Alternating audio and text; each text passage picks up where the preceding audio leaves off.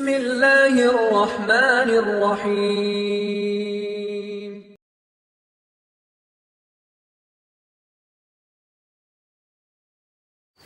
السلام عليكم ورحمة الله وبركاته.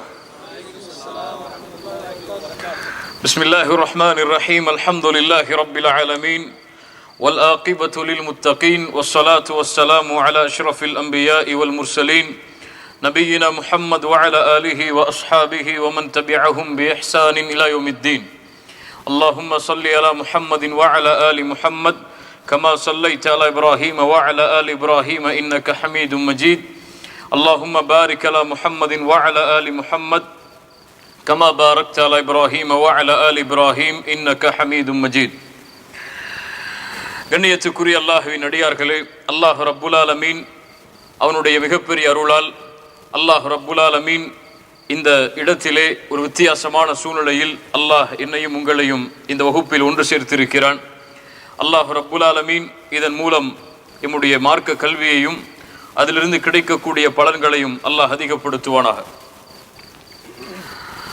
இஹ்சானுடைய வகுப்பு அல்ஹம்துலில்லாஹ் பல வாரங்கள் எமக்கு மத்தியிலேயே அல்லாஹுடைய தூதர் முஹம்மது ரசூலுல்லாஹ் ஸல்லல்லாஹு அலைஹி வஸல்லம் அவர்கள் எமக்கு கடைபிடிக்குமாறு கூறிய அந்த இஹ்சானுடைய வகுப்பை பற்றி குர்ஆன் சுன்னாவுடைய விளக்க உரையின் அடிப்படையில் நாம் பார்த்தோம்.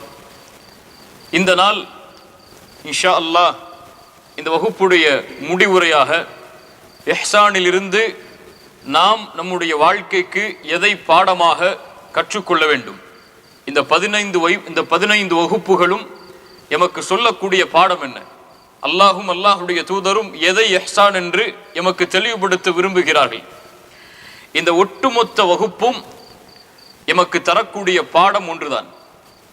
நன்றாக இந்த எல்லா வகுப்புகளையும் கவனித்தால் எமக்கு புரியும்.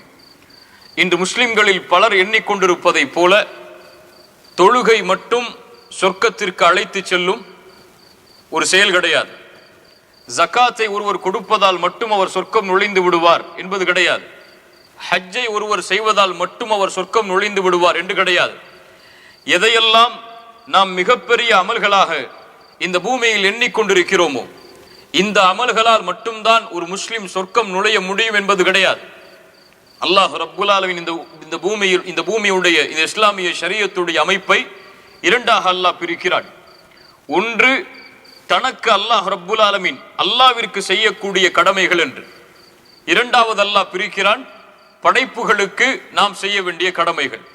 ஒரு மனிதன் இந்த இரண்டு கடமையிலும் சீரானால்தான் அவனுடைய பாதை சொர்க்கத்தை நோக்கி அழைத்து செல்லப்படும் என்பதுதான் இந்த இஹ்சானுடைய வகுப்பில் நாம் படித்த பாடம். அல்லாஹுடைய தூதர் ஸல்லல்லாஹு அலைஹி வஸல்லம் அவர்களிடத்திலே ஒரு நபித்தோழர் கேட்கிறார், அல்லாஹ்வுடைய தூதரை, ஒரு பெண்மணி இருக்கிறார்கள், அந்த பெண் 5 நேர தொழுகையை நிறைவேற்றுகிறாள், ரமதானுடைய பகல் பொழுதில் நோன்பை நோக்கிறாள், அல்லாஹ்வுடைய பாதையில் தான தர்மங்களை செய்கிறாள், இரவில் நின்று வணங்குகிறாள். இப்படிப்பட்ட இபாதத்தில் ஈடுபட்டு கொண்டிருக்கக்கூடிய பெண் ஒரே ஒரு காரியம் செய்கிறாள். அந்த பெண்ணுடைய அந்த காரியத்தால் அந்த பெண்ணுடைய நிலைமை என்னவாக மாறும்? தொழுகையை நிறைவேற்றக்கூடிய, இரவுடைய வணக்கத்தை நிறைவேற்றக்கூடிய, நோன்பு நோக்கக்கூடிய அந்த பெண் செய்யக்கூடிய ஒரே ஒரு காரியம், தன்னுடைய அண்டை வீட்டாருக்கு நோவினை செய்கிறார். ரசூலுல்லாஹி ஸல்லல்லாஹு அலைஹி வஸல்லம் சொன்னார்கள், அந்த பெண் இரவு நேர தொழுகையை தொழுதாலும் நோன்பை வைத்தாலும் என்ன காரியத்தை செய்து கொண்டிருந்தாலும் அண்டை வீட்டாருக்கு நோவினை செய்யும் காரணத்தால் சொன்னார்கள், லா கைர ஃபீஹா, அந்த பெண்ணிடத்தில் எந்த நன்மையும் கிடையாது, அந்த பெண் நரகத்தை சார்ந்தவள் என்று. சுப்ஹானல்லாஹ். அந்த தொழுகை என்ன பலன் கொடுத்தது? அந்த நோன்பு என்ன பலன் கொடுத்தது? அந்த பெண் செய்த தான தர்மங்கள் என்ன பலனை கொடுத்தது? அல்லாஹ்வுடைய தூதரிடத்தில் மறுபடியும் அந்த நபித்தோழர் கேட்கிறார், அல்லாஹ்வுடைய தூதரே, இன்னொரு பெண் இருக்கிறாள், கடமையான தொழுகையைத்தான் தொழுகிறாள், ரமதான் மாதத்திலே கடமையான நோன்புகளைத்தான் நோக்கிறாள், இந்த பெண்ணால் யாரும் இந்த பூமியில் தொல்லை கொடுக்கப்படுவதில்லை, யாரும் இந்த பெண்ணால் தொல்லையை அனுபவிப்பதில்லை. ரசூலுல்லாஹி ஸல்லல்லாஹு அலைஹி வஸல்லம் சொன்னார்கள், ஹிய மின் அஹ்லில் ஜன்னah, இந்த பெண் சொர்க்கத்தை சார்ந்தவள் என்று. இந்த ஹதீஸ் எதை உணர்த்துகிறது? சொர்க்கம் செல்லுவதற்கு 5 நேர தொழுகையை ஜமாஅத்தோடு தொழ வேண்டும், அல்ஹம்துலில்லாஹ். ஆனால் இது மட்டும் எம்மை சொர்க்கத்திலே அழைத்து செல்லக்கூடிய காரியம் கிடையாது. இஹ்சானுடைய அமல்களில் ஏராளம் இருக்கிறது. அதில் ஒன்றை ஒருவன் வேண்டுமென்றே விட்டுவிட்டாலும் அந்த அமல் அவனை நரகத்திலே அழைத்து செல்லக்கூடிய பாதையாக மாறிவிடும். இஹ்சானை பற்றி பல விளக்கங்களை நாம் பார்த்தோம். ஒரு செயலை அழகாக்குதல், முழுமையாக்குதல், எக்ஸலன்ஸ். அதை விட அழகாக அந்த செயலை யாரும் செய்ய முடியாதபடி ஒரு செயலை அலங்கரித்து செய்தல், எந்த ஒரு பிரதிபலனையும் எதிர்பார்க்காமல் ஒருவருக்கு உதவி செய்தல், இப்படி பல விளக்கங்களை இஹ்சானில் பார்த்தோம். ஆனால் பெரும்பான்மையான அறிஞர்கள் இஹ்சானுக்கு கொடுத்த ஒரு விளக்கத்தை இதுவரை நாம் பார்க்கவில்லை. அது என்ன விளக்கம்? இஹ்சான் என்பது ஒரு மனிதன் தன் இஹ்சானுடைய குணத்தை தன்னிடத்திலே சுமந்து கொண்டிருக்கிறான் என்பதற்கு அடையாளம் என்னவென்றால், அவன் தன்னோடு இருக்கக்கூடிய சக மனிதர்களை நடத்த வேண்டும், அவர்களிடத்திலே பழக்கங்களை வைத்துக் கொள்ள வேண்டும், அவர்களிடத்திலே நடந்து கொள்வதற்கு முயற்சிக்க வேண்டும். அவன் அல்லாஹ்விடத்திலே அவனுக்கு அல்லாஹ் எப்படி நடந்து கொள்ள வேண்டும் என்று அவன் விரும்புகிறானோ அப்படி.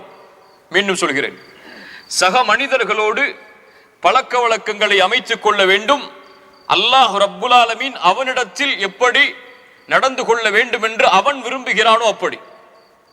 புரிவதற்காக, அல்லாஹ் ரப்புல் ஆலமீன் என் மீது கோபப்படுவதை நான் விரும்புவேனா? யாராவது விரும்புவோமா? விரும்ப மாட்டோம். அல்லாஹ் ரப்புல் ஆலமீன் நமக்கு தண்டனையை கொடுப்பதை நாம் விரும்புவோமா? விரும்ப மாட்டோம். இப்படி அல்லாஹ்விடத்திலிருந்து நாம் எதையெல்லாம் விரும்ப மாட்டோமோ, எதையெல்லாம் விரும்புகிறோமோ அதை மக்களுக்கு செயல்படுத்துதல், அதான் இஹ்சான். அல்லாஹ்வுடைய தூதர் ஸல்லல்லாஹு அலைஹி வஸல்லம் உடைய ஹதீஸ்களை பார்த்தால் நமக்கு இது புரியும். அல்லாஹ்வுடைய தூதர் ஸல்லல்லாஹு அலைஹி வஸல்லம் சொன்னார்கள், ومن كان في حاجة أخيه كان الله في حاجته. யார் ஒருவன் தன் சகோதரனின் தேவையில் பங்கு கொள்கிறானோ அவனுடைய தேவையில் அல்லாஹ் பங்கு கொள்கிறான். இப்ப அல்லாஹ் என்னுடைய தேவையில் பங்கு கொள்ள வேண்டும் என்றால் நான் என்ன செய்ய வேண்டும்? என் சகோதரனுடைய தேவையில் பங்கு கொள்ள வேண்டும். ரசூலுல்லாஹி ஸல்லல்லாஹு அலைஹி வஸல்லம் சொன்னார்கள், எந்த ஒரு முஸ்லிம் தன் சகோதரனுடைய சிரமத்தை நீக்குகிறானோ அல்லாஹ் நாளை மறுமையில் அவனுடைய சிரமத்தை நீக்குகிறான். இது இஹ்சான். என்னிடத்திலே அல்லாஹ் எப்படி நடந்து கொள்ள வேண்டும் என்று நான் விரும்புகிறேனோ அப்படி நான் மக்களிடத்திலே நடந்து கொள்ளுதல். தேவையுடையவர்கள் இந்த பூமியில் பலர் இருப்பார்கள். சிலருக்கு காசுடைய தேவை இருக்கும், சிலருக்கு கண்ணீரை துடைக்கக்கூடிய தேவை இருக்கும், சிலருக்கு ஒரு தோள் தேவைப்படும், அவர் தன்னுடைய கவலையோடு தன் மீது சாய்வதற்கு. இப்படி எந்த வகையிலும் ஒரு முஸ்லிம் இன்னொரு முஸ்லிமுக்கு உதவி செய்தலை இஹ்சானாக அல்லாஹ் ரப்புல் ஆலமீன் உதவி செய்யக்கூடிய காரியமாக இந்த தீன் ஆக்குகிறது. யாரும் பிற சகோதரனுக்கு உதவி செய்வதிலிருந்து விலகவே முடியாது இந்த தீனில். ரசூலுல்லாஹி ஸல்லல்லாஹு அலைஹி வஸல்லம் சொன்னார்கள், அழகிய ஹதீஸ், உன்சுர் அஹாக ஸாலிமன் அவ் மظ்லூமன். உன் சகோதரன் அநீதம் செய்யப்பட்டவனாக இருந்தாலும் அநீதம் செய்பவனாக இருந்தாலும் உதவி செய். சஹாபாக்களுக்கு ஆச்சரியம், யா ரசூலல்லாஹ், அநீதம் செய்யப்பட்டவனுக்கு உதவி செய்யலாம், அவன் பலகீனமாக இருப்பான், அநீதம் செய்யப்பட்டிருப்பான், அவனுக்கு உதவி செய்யலாம், நீதியை வாங்கி கொடுக்கலாம். ஆனால் அநீதம் செய்பவனுக்கு எப்படி உதவி செய்வது? ரசூலுல்லாஹி ஸல்லல்லாஹு அலைஹி வஸல்லம் அவர்கள் சொன்னார்கள், தஅஹுது ஃபௌக யதை. அவன் அநீதம் செய்யாமல் அவனுடைய கரத்தை பிடிப்பது அவனுக்கு நீ செய்யக்கூடிய உதவி என்று சொன்னார்கள். அல்லாஹு அக்பர். என்ன ஒரு தீன் பாருங்கள். அநீதம் செய்பவர்களை விட்டுவிடுங்கள், தண்டனையை மட்டும் அவர்களுக்கு கொடுங்கள் என்று இந்த தீன் சொல்லவில்லை. என்ன சொல்லுகிறது? அநீதம் செய்யப்பட்டவனுக்கு எப்படி நீ உதவி செய்கிறாயோ அதை விட அது போலவே அநீதம் யார் செய்கிறானோ அவனை அநீதம் செய்ய விடாமல் தடுப்பதும் உன் கடமை. இஹ்சான். ரசூலுல்லாஹி ஸல்லல்லாஹு அலைஹி வஸல்லம் அவர்கள் பல ஹதீஸில் நமக்கு சொன்னார்கள், இர்ஹமு மன் ஃபில் அர்த். இந்த பூமியில் உள்ளவர்களுக்கு நீங்கள் இரக்கம் காட்டுங்கள். இர்ஹமுக்கும் மன் ஃபிஸ் ஸமா. வானத்தில் உள்ள அந்த அல்லாஹ் உங்கள் மீது இரக்கம் காட்டுவான். அல்லாஹ் இரக்கம் காட்ட வேண்டும் என்றால் நான் என்ன செய்ய வேண்டும்? பூமியில் உள்ளவர்களுக்கு ரஹ்மத் செய்ய வேண்டும். அல்லாஹ்வுடைய தூதர் சொன்னார்கள், அன்ஃபிக் உன்ஃபிக் அலைக். நீ செலவு செய்யப்படுவாய். என்ன அர்த்தம்? நீ கொடு அல்லாஹ்வுடைய பாதையில், அல்லாஹ் உனக்கு கொடுப்பான். அல்லாஹ் எனக்கு கொடுக்க வேண்டும் என்றால் நான் என்ன செய்ய வேண்டும்? அல்லாஹ் எனக்கு கொடுக்க வேண்டும் என்று நான் விரும்புகிறேனா இல்லையா? நான் கஷ்டத்தில் இருக்கும் பொழுது அல்லாஹ் எனக்கு கொடுக்க வேண்டும் என்று விரும்புகிறேன். எனக்கு ஒரு சிரமம் வரும் பொழுது அல்லாஹ் எனக்கு தர வேண்டும் என்று விரும்புகிறேன். எனக்கு ஒரு கடன் இருக்கும் பொழுது அல்லாஹ் அதை தீர்க்க வேண்டும் என்று விரும்புகிறேன். நீ எப்படி அல்லாஹ் உன்னோடு நடந்து கொள்ள வேண்டும் என்று விரும்புகிறாயோ அது போன்று உன் சகோதரன் சிரமத்தில் இருந்தால் நீயும் அப்படி நடந்து கொள். அல்லாஹ்வுடைய தூதர் மேலும் சொன்னார்கள், யார் ஒரு முஸ்லிமுடைய குறையை மறைக்கிறானோ அல்லாஹ் அவனுடைய குறையை மறைப்பான். இப்ப என் குறையை அல்லாஹ் மறைக்க வேண்டும் என்றால் நான் என்ன செய்ய வேண்டும்? அப்ப இந்த தொடர்பில் இருந்து நான் விலகி வாழவே முடியாது. அல்லாஹ்வுடைய நேசம், சொர்க்கம், நரகத்தில் இருந்து பாதுகாப்பு எனக்கு வேண்டும் என்றால் பள்ளிவாசலிலேயே ஒதுங்கி இருந்தால் முடியாது. ஹஜ்ஜையும் ஜக்காத்தையும் கொடுத்து விட்டால் மட்டும் முடியாது. மனிதர்களோடு இருக்கக்கூடிய தொடர்பை அவன் அமைத்துக் கொண்டே ஆக வேண்டும். அந்த அமைத்துக் கொள்ளக்கூடிய முறையை அல்லாஹ்வுடைய தீன் நமக்கு கற்றுத் தருகிறது. அல்லாஹ்வுடைய தூதர் ஸல்லல்லாஹு அலைஹி வஸல்லம் மேலும் சொன்னார்கள், யக்ஃபிரு, மக்கள் உங்களுக்கு செய்யக்கூடிய பாவங்களை நீங்கள் மன்னியுங்கள், அல்லாஹ் உங்களுடைய பாவத்தை மன்னிப்பான். என்ன சொல்ல வருகிறார்கள்? அல்லாஹ் ரப்புல் ஆலமீன், நான் ஒரு பாவம் செய்தால் என் ரப்பு என்னை மன்னிக்க வேண்டும் என்று கரமேந்தி கேட்கிறேன், தௌபா செய்கிறேன். எப்படி ரப்பு உன் பாவத்தை மன்னிக்க வேண்டும் என்று நீ விரும்புகிறாயோ அது போன்று உனக்கு யாராவது பாவம் செய்தால் மன்னி. அதைத்தான் இஹ்சான். அல்லாஹ் என்னிடத்தில் எப்படி நடந்து கொள்ள வேண்டும் என்று நான் விரும்புகிறேனோ அப்படி நான் பிறரிடத்தில் நடந்து கொள்ளுதல். இது இல்லாமல் இஹ்சானை அடைய முடியாது. சுப்ஹானல்லாஹ். இன்று பாருங்கள், இந்த தன்மை யாரிடத்தில் இருக்கிறது? அல்லாஹ் ரப்புல் ஆலமீன் யாரை பார்த்து கேட்கிறான் இந்த கேள்வி? அபூபக்கர் சித்திக் ரலியல்லாஹு அன்ஹு மிஸ்தாஹ் தன்னுடைய மகளின் மீது, ஆயிஷா ரலியல்லாஹு அன்ஹா அவர்கள் மீது மிகப்பெரிய இட்டுக்கட்டப்பட்ட செய்தியை செய்கிறார்கள். மிஸ்தாஹுக்கு உதவி செய்து வந்த அபூபக்கர் சித்திக் இனிமேல் என் மகள் மீது மிஸ்தாஹ் இட்டு கட்டியதால் உதவி செய்ய மாட்டேன் என்று கூறி விலகி விடுகிறார்கள். ஒரு வார்த்தை தான். சாதாரண மனிதர்களுக்குள் நடந்த அந்த உறவு முறிவு, அல்லாஹ் ரப்புல் ஆலமீன் அந்த உறவையும் இஹ்சானோடு அமைக்க வேண்டும் என்று அல்லாஹ் விரும்புகிறான். அபூபக்கர், உன்னுடைய பாவத்தை அல்லாஹ் மன்னிப்பதை நீங்கள் விரும்புகிறீரா இல்லையா? அலா துஹிப்பூன யக்ஃபிரல்லாஹு லக்கும், உங்கள் பாவத்தை அல்லாஹ் மன்னிப்பதை அபூபக்கரை நீங்கள் விரும்பவில்லையா? அல்லாஹ் நேரடியாக கேட்கிறான். உங்களுடைய பாவத்தை அல்லாஹ் மன்னிப்பதை நீங்கள் விரும்புகிறீர்களா இல்லையா? நாம் விரும்புகிறோமா இல்லையா? அப்போ நீங்கள் பிறர் உங்களுக்கு செய்யக்கூடிய பாவத்தை மன்னியுங்கள். ஃபல்யஃபு வல்யஸ்ஃபஹு. அல்லாஹு அக்பர். எத்துணை பேர் இந்த ஹதீஸ் எல்லாம் நமக்கு தெரியும், இந்த நிகழ்வுகள் எல்லாம் நமக்கு தெரியும், இந்த ஹதீஸ் தரக்கூடிய பாடங்கள் எல்லாம் நமக்கு தெரியும். ஆனால் எத்துணை பேர் நெஞ்சில் கை வைத்து சொல்லுங்கள், என் சகோதரன் எனக்கு செய்த பாவத்தை நான் மன்னித்திருக்கிறேன் என்று. இங்கே இருக்கக்கூடிய பலர் அல்லது இது போன்ற பயான்களை கேட்கக்கூடிய பலர் எத்துணை நாட்கள் தன் சகோதரனுடன் பேசாமல் புறக்கணித்திருக்கிறார்கள். ஒரு முஸ்லிம் இன்னொரு முஸ்லிமை பகைப்பதால் நடக்கக்கூடிய விபரீதம் என்ன தெரியுமா? நாம் எல்லாம் அறிந்த ஹதீஸ் தான். அந்த விபரீதத்தை புரிந்து கொண்டால் நம்மை மாற்றிக் கொள்ளலாம். ரசூலுல்லாஹி ஸல்லல்லாஹு அலைஹி வஸல்லம் அவர்கள் சொன்னார்கள், ஒவ்வொரு வாரமும் வியாழக்கிழமையும் திங்கட்கிழமையும் சொர்க்கத்தின் வாசல் திறக்கப்படுகிறது.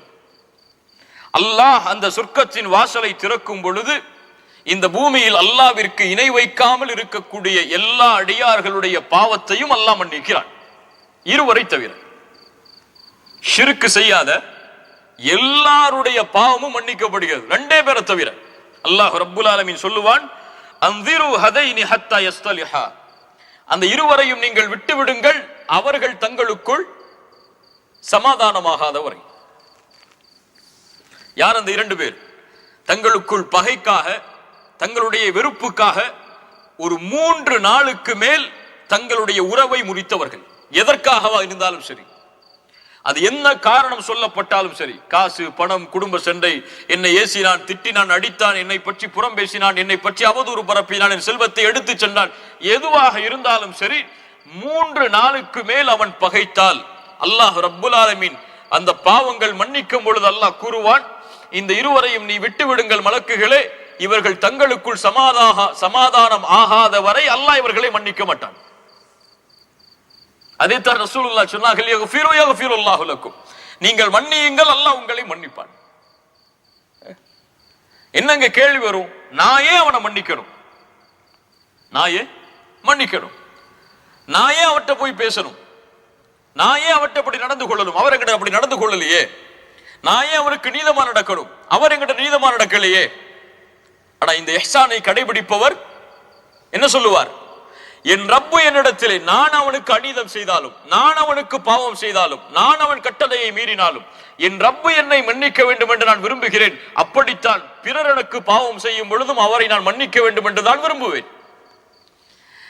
நான் ரப்பை துண்டித்து வாழ்ந்தால் அவன் என்னை நெருக்கமாக்கி வாழ வேண்டும் என்று ஆசைப்படுவேன். அப்படித்தான் பிறருக்கும் ரசூலுல்லாஹ் சொன்னார்கள், சில் மன் கதஅக், உன்னை வெட்டி வாழ்பவனை சேர்த்து வாழ். வஅஃபு அம்மன் ஸலமக், உனக்கு அநீதம் செய்தவனை மன்னித்து விடு. சுப்ஹானல்லாஹ். இந்த அழகு, இந்த தீனுடைய அழகு, இந்த ஹதீசுகளை பார்த்தால் கண்கள் கலங்கிவிடும். அவ்வளவு அழகான தீனை அல்லாஹ் ரப்புல் ஆலமீன் எமக்கு கொடுத்திருக்கிறான்.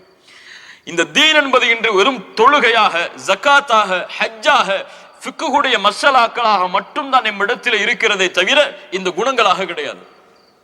அதான் இந்த தீன் இன்னைக்கு அழகா தெரியல. அதான் இன்னைக்கு இந்த தீனை பின்பற்றுறது பலருக்கு சிரமமா இருக்கு.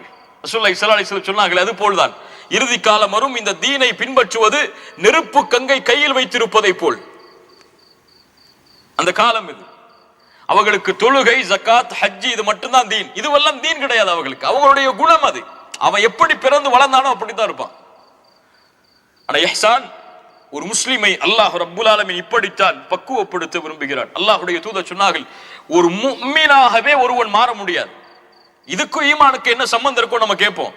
ஆனா அல்லாஹ்வுடைய தூதர் சொன்னார்கள், ஒருவன் முஃமினாகவே மாற முடியாது, அல்லாஹ்வை நம்பிக்கை கொண்டவனாகவே ஆகவே முடியாது. தனக்கு எதை விரும்புகிறானோ அதை தன் சகோதரனுக்கும் விரும்பாதவரை. என்ன அழகான ஹதீஸ் தெரியுமா இது? சுப்ஹானல்லாஹ். என்ன அழகான ஹதீஸ் தெரியுமா? எல்லா விஷயத்திலையும் நான் எப்படி என் மீது ஒருவன் கோபப்படக்கூடாது என்று விரும்புவேனோ அது போன்று நானும் அவன் மீது கோபப்படக்கூடாது. நான் எப்படி என்னை பற்றி பிறர் பேசக்கூடாது என்று விரும்புவேனோ அது போன்று நானும் பிறரை பற்றி பேசக்கூடாது. நான் எப்படி பிறரின் கண்ணியத்தை பாழாக்குவதை விரும்ப மாட்டேனோ அது போன்று நானும் பிறர் கண்ணியத்தை பாழாக்க கூடாது. இதை இஹ்சான். அல்லாஹ்வுடைய தூதர் ஸல்லல்லாஹு அலைஹி வஸல்லம் அவங்களுடைய எல்லா ஹதீஸுகளும் இதை தெளிவுபடுத்துகிறது. இந்த உறவை நாம் சீராக்காமல் அல்லாஹ்வுடைய உறவு இடத்துல சீராகாது. அதை புரிஞ்சுக்கணும். தொழுது ஜகாத் கொடுத்தா மட்டும் சொர்க்கம் போயிடலாம் நினைச்சிட்டு இருக்க முடியாது. இந்த உறவை சீராக்காம அல்லாஹ்விடத்தில் நெருங்கவே முடியாது. இதை சீராக்கிட்டா அல்லாஹ்விடத்தில் இருக்கக்கூடிய உறவு சீர் அமையலனாலும் அல்லாஹ் பொறுத்துப்பான். உதாரணமா பாருங்களேன், ஒரு விபச்சாரி நாய்க்கு தண்ணீர் எடுத்து கொடுத்த ஹதீஸ் நமக்கு தெரியும். இன்னொரு ரிவாயத்து வருது புகாரிலே, சஹீஹ் புகாரில. ஒரு ஆண் தண்ணீர் எடுத்து கொடுத்ததா ஒரு நாய்க்கு. ரசூலுல்லாஹி ஸல்லல்லாஹு அலைஹி வஸல்லம் சொன்னாங்க, ஒரு பாதையில் நடந்து சென்று கொண்டிருக்கும் பொழுது ஒரு மனிதனுக்கு தாகம் ஏற்பட்டது. நல்ல கவனிங்க இந்த ஹதீஸை. கிணற்றின் இஹ்சான்ங்கிறத நம்ம தேட முடியாது. எங்க இருக்குன்னு தேட முடியாது ஹதீஸுகள்ல.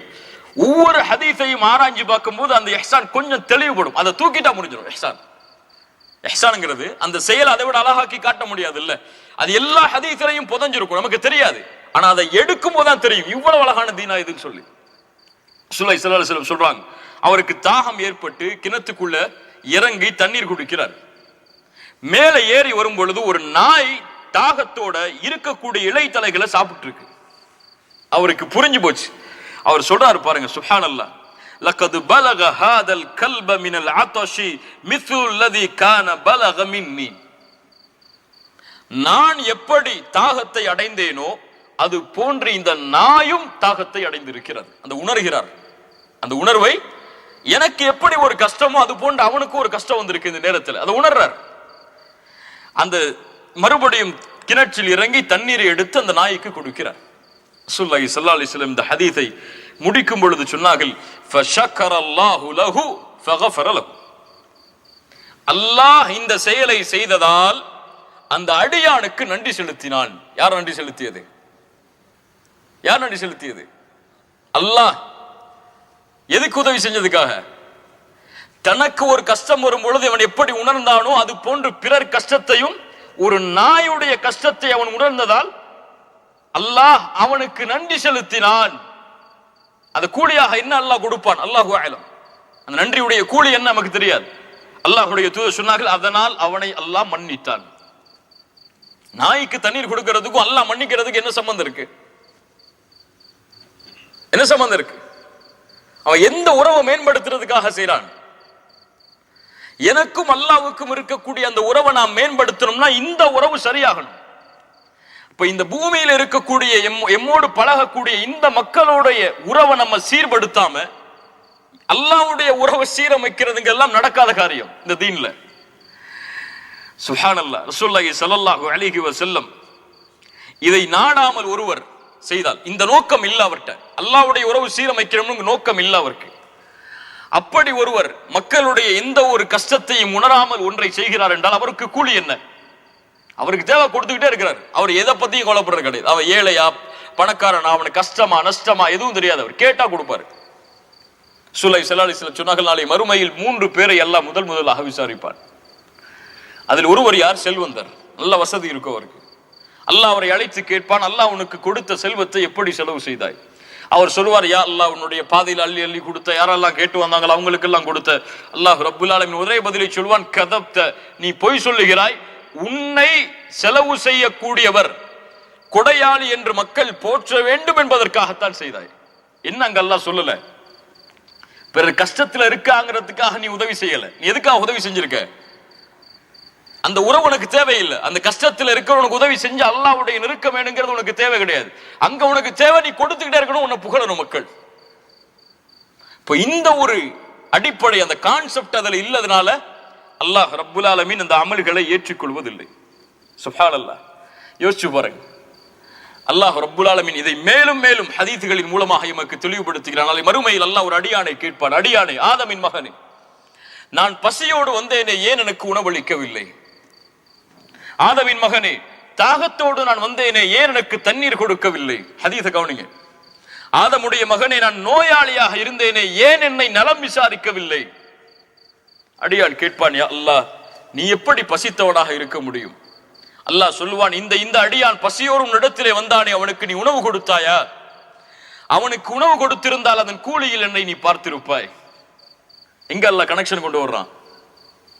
தாகத்தோடு வந்தவன் தாகத்தை தீர்த்திருந்தால் அங்கே என்னை பார்த்திருப்பாய்.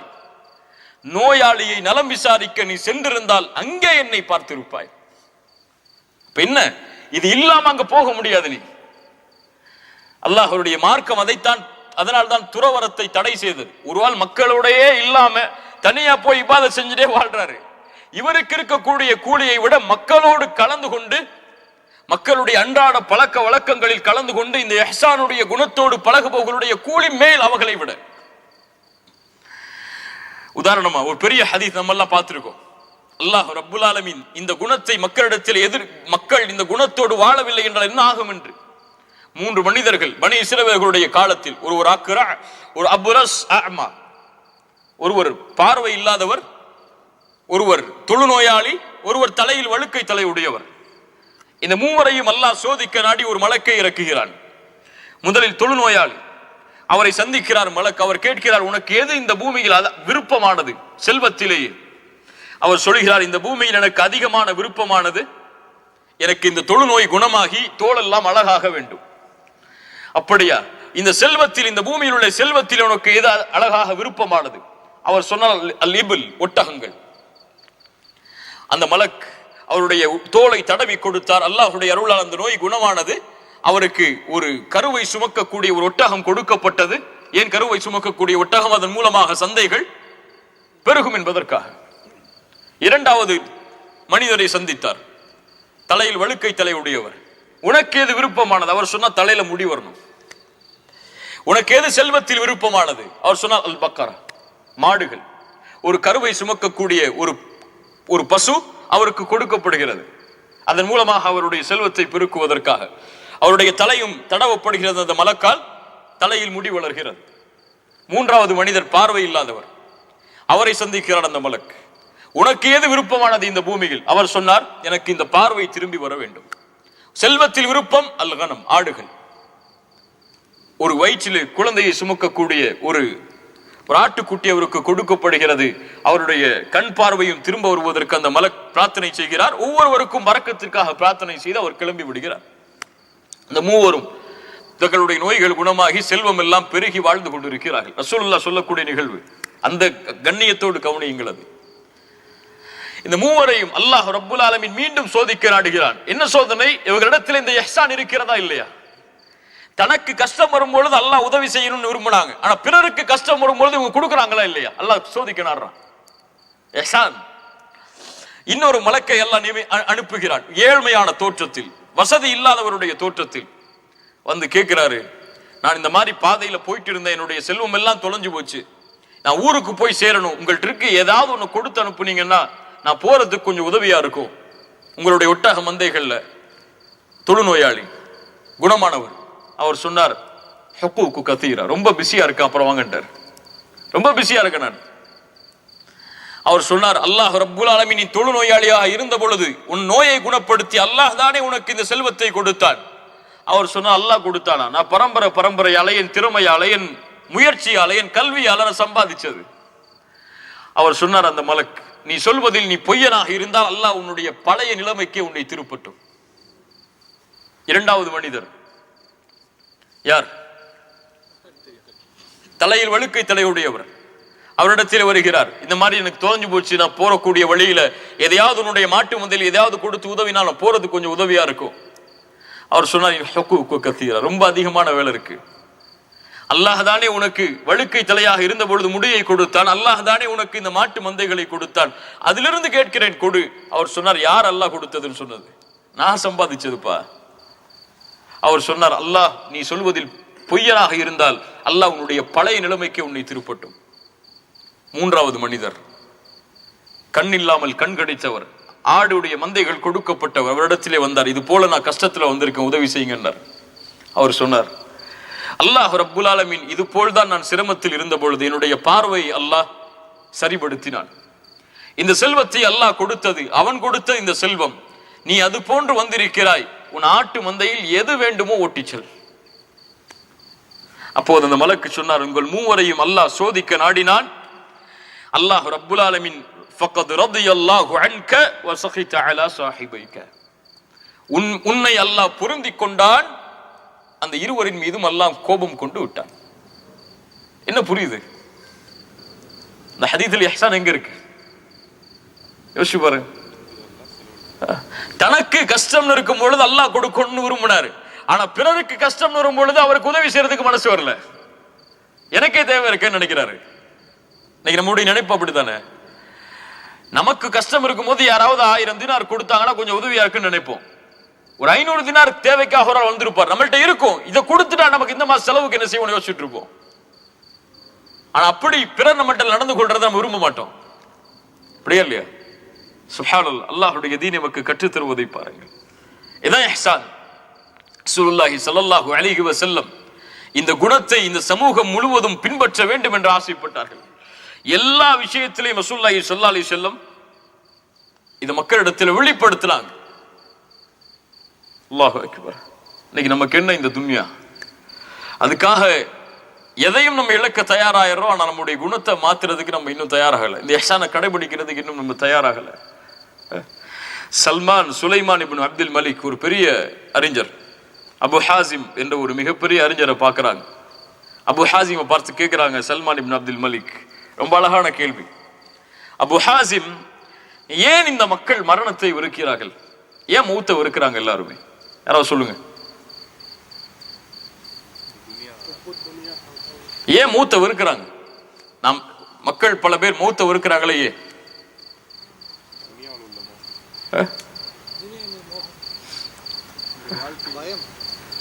என்ன பயம்? அபு ஹாசிம் சொன்னார்கள், சுப்ஹானல்லாஹ், அழகான பதில். சுலைமான் இப்னு அப்துல் மலிக் அவர்களே, என்ன பதில் என்றால், இவங்க இந்த பூமியிலேயே எல்லாத்தையும் கொடுத்துட்டாங்க, மறுமைக்குன்னு எதுவுமே சேர்த்து வைக்கல, அழிச்சிட்டாங்க.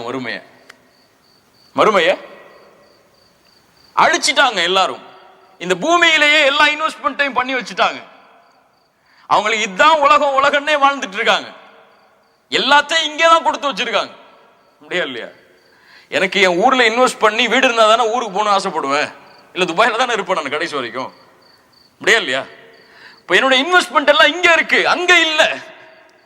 அதனாலதான் அங்க எதுவுமே இல்ல அவங்களுக்கு, அதனால போறதுக்கு இருக்கிறாங்க. அவங்க யாருக்கு சொர்க்கம் அலங்கரிக்கப்பட்டிருக்கோ, யாருக்கு சொர்க்கத்துல இன்வெஸ்ட்மெண்ட் இருக்கோ, யாருக்கு சொர்க்கத்துல மாளிகை இருக்கோ, யாருக்கு சொர்க்கத்துல தோட்டங்கள் இருக்கோ, யாருக்கு சொர்க்கத்துல வசிப்பிடங்கள் இருக்கோ, அவன் எங்க போக ஆசைப்படுவான்? எங்க போக ஆசைப்படுவான்?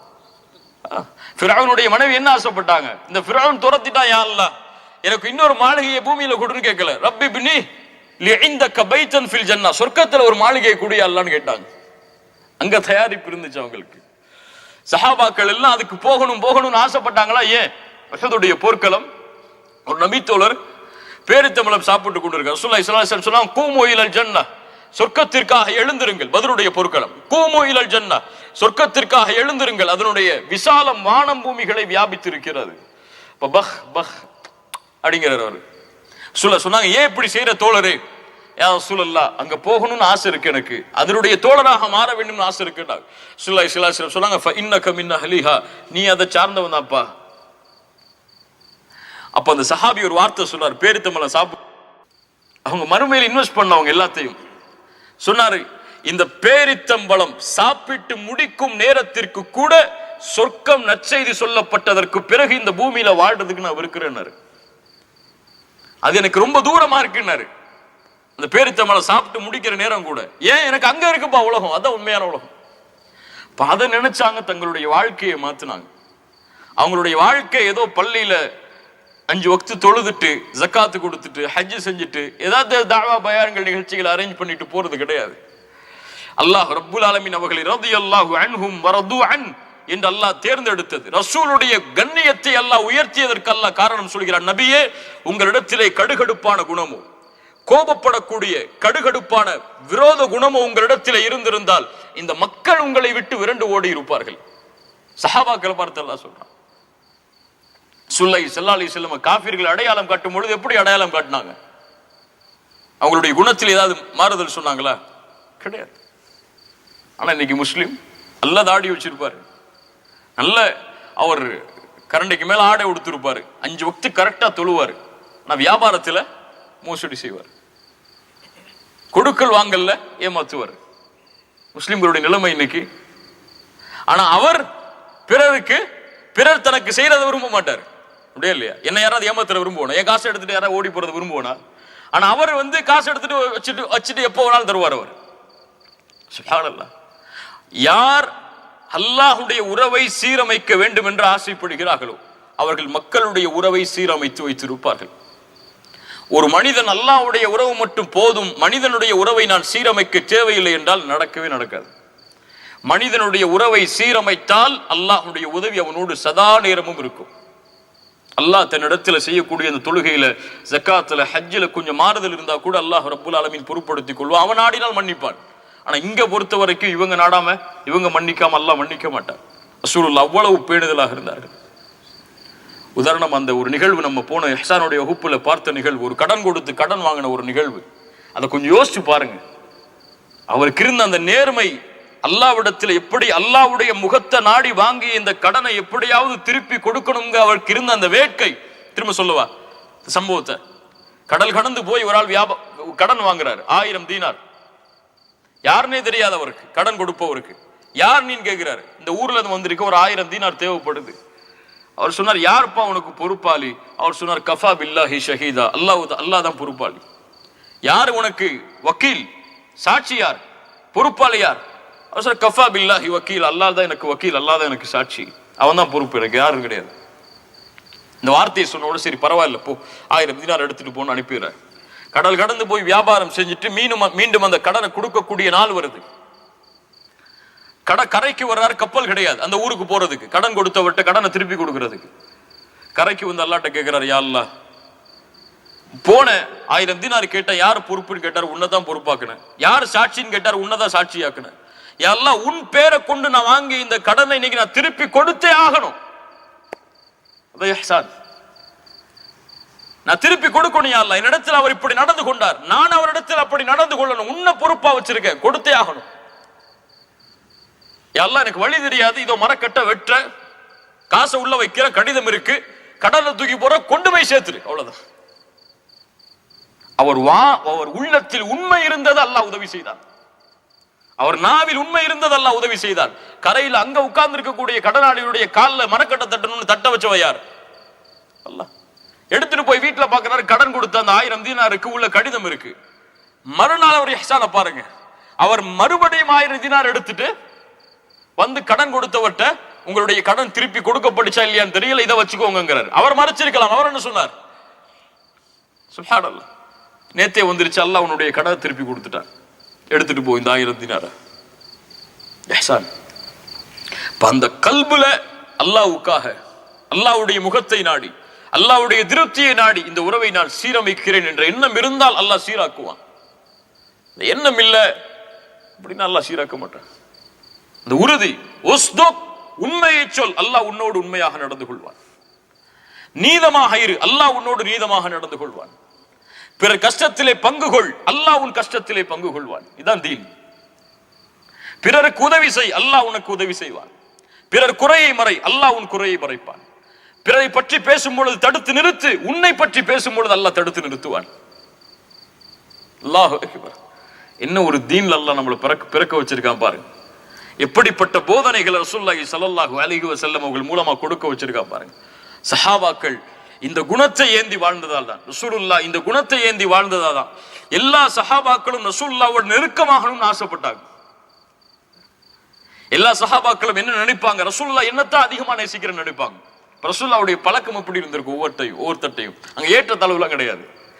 அவர் ரசூலுல்லாஹ்ட்ட பழகினா ரசூலுல்லாஹ் அவர் நினைப்பார் ரசூலுல்லாஹ் ஏன் மேலதான் ரொம்ப பாசம் வச்சிருக்காங்கன்னு சொல்லி. இன்னொரு நபித்தோழர் பழகினா அந்த நபித்தோழர் நினைப்பார் ரசூலுல்லாஹ் ஏன் மேலதான் பாசம் வச்சிருக்காங்கன்னு சொல்லி.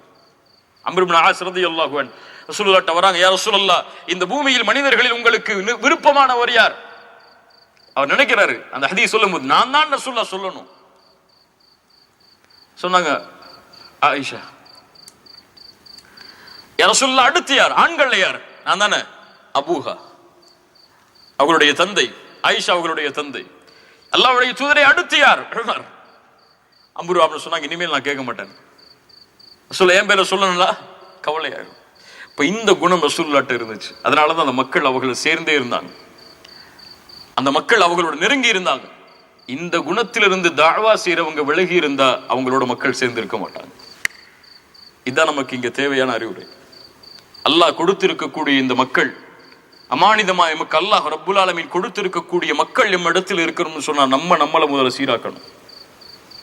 தாவால ஒரு தாயி ஆலிம் இவர் வேறு, ஒரு தாயி ஆலிம் அஹ்லாக்குள்ளவர் இவர் வேறு. யார்ட்ட அல்லாஹ் ரப்புல் ஆலமீன் மக்களை கொண்டு போவான்? தாயி ஆலிம் அஹ்லாக் யார்ட்ட இருக்கோ அவர்ட்ட தான். ஒரு இல்மு வச்சிருக்காரு, தாவா செய்யறாரு, அஹ்லாக் இல்ல, அல்லாஹ் அவரை ஒதுக்கிடுவான் களத்தை விட்டு. எல்லாருக்கும் நான் அல்லாஹ்வுடைய பாதையில இருக்கேன், பணி செய்யறேன், முயற்சி செய்யறேன், வேர்வை சிந்த உழைக்கிறேன், என்னிடத்துல குணம் இல்லைன்னு சொன்னா அல்லாஹ் ஏத்துக்க மாட்டான். எனக்கு எப்படி மக்கள் நடந்துக்கணும்னு விரும்புறனோ நான் அப்படி நடந்து கொள்ளலன்னா மக்கள் அல்லாஹ் ரப்புல் ஆலமீன் விரும்ப மாட்டாங்க. இப்ப இந்த மக்களை எம்மிடத்திலே நாம் கொண்டு வர வேண்டும் என்றால், இந்த மக்களை அல்லாஹ் கொடுத்த இந்த அமானிதத்தை இந்த தாவாவோடு நாம் இணைத்து வைத்திருக்க வேண்டும் என்றால் நம்முடைய குணங்களை முதல்ல சீரமைக்கிறோம். இந்த இஹ்சானை இந்த குணத்துல நம்ம ஆக்கி இந்த மக்கள் அல்லாஹ்வுடைய தீனின் பக்கம் அழைச்சா ஒட்டுமொத்த உலகமும் இதை நோக்கி வரும்.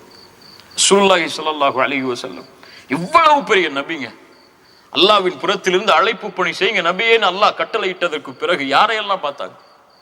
ஒரு யூத சிறுவன் நோய்வாய்ப்பட்டு கிடக்கிறான். ரசூலுல்லாஹ்வுக்கு அந்த அல்லாஹ்விடத்திலிருந்து கிடைக்கக்கூடிய அந்த கூலி கிடைக்கணும், இந்த மனிதர்களுக்கு நான் செய்யக்கூடிய உதவினாலங்கிற அந்த ஏக்கத்தை பாருங்க.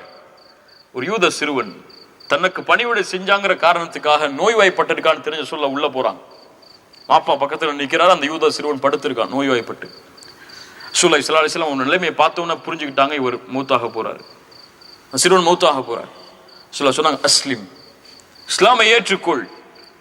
அந்த புள்ள வாப்பாவை பார்த்துச்சு. அந்த யூதன் சொன்னான், தெரியும் அவர்களுக்கு இஸ்லாம் தான் உண்மையான மார்க்கம் என்று. அத்தி அபுல் காசிம், அபுல் காசிமுக்கு கட்டுப்படு புள்ளையனர். அந்த குழந்தை லா இலாஹ இல்லல்லாஹ்வை மொழிந்தது. ரசூலுல்லாஹி ஸல்லல்லாஹு அலைஹி வஸல்லம் வீட்டுல இருந்து வெளியே வரும்போது என்ன சொன்னாங்க தெரியுமா? ஒரு நபி தானே, அழைப்பு பணி செஞ்சாச்சு, அல்லாஹ் கூலி கொடுத்துருவான்னு போயிருக்கலாமே. என்ன சொன்னாங்க? அல்ஹம்துலில்லாஹி அல்லதி அன்கதஹு மினன் நார். அல்லாஹ்விற்கு எல்லா புகழும் உரித்தாகட்டும், ஒரு உயிரை நரக நெருப்பிலிருந்து நான் பாதுகாத்து விட்டேன். அந்த ஏக்கம் அதுதான் அவங்கள மேல கொண்டு போச்சு. ஒரு உஹதுடைய களத்துக்கு நடந்து பத்ருடைய களத்துக்கு நடந்து போகும்போது ரசூலுல்லாஹி ஸல்லல்லாஹு அலைஹி வஸல்லம் அபூ லுபாபா அலி இப்னு அபி தாலிபுக்கு தோழரா மாறுறாங்க ஒட்டகத்துல. அல்லாஹ்வுடைய தூதர் ஸல்லல்லாஹு அலைஹி வஸல்லம் ஒட்டகத்துல நடந்து போறாங்க. அடுத்து ஒரு வாய்ப்பு வரும், அங்க அபூ லுபாபாவோ அலியோ ஏறணும். ஆனா அலி மபி லுபாபா சொன்னாங்க, யா ரசூலல்லாஹ் நீங்க நடந்து வரும்போது நாங்க மேலே ஏறி போக முடியாது. ரசூலுல்லாஹ் சொன்ன வார்த்தையை கவனிங்க, உங்களை விட நான் பலசாலி, வயசுல கூண்ணவன் நான் உங்களை விட. அபு லுபாபா அலி நீங்க சின்ன பசங்க, நான் உங்களை விட வயசுல கூண்ணவன் தான், சக்தி உள்ளவன் தான். ஆனா உங்களுக்கு கிடைக்கக்கூடிய கூலியை விட்டு நான் தேவையற்றவன் கிடையாது. நடந்து போறதால உங்களுக்கு என்ன கூலி கிடைக்குமோ அந்த கூலி எனக்கும் வேணும். ஸல்லல்லாஹு அலைஹி வஸல்லம் இந்த ஏக்கம் இஹ்சானோடு இந்த முறைதான் அவர்களை இந்த பூமியில் உஸ்வத்துன் ஹஸனா, அல்லாஹுவால் நபியாக ஹபீபாக உஸ்வத்துன் ஹஸனாவாக எமக்கு அடையாளம் காட்டியது. இப்போ இந்த தூதருடைய இந்த குணங்களை நம்முடைய வாழ்வில் ஏந்தி இந்த இஹ்சானை நாம் கடைபிடித்தால் தான், அதான் சிம்பிளா சொல்ல போனா இஹ்சான் இதுதான்.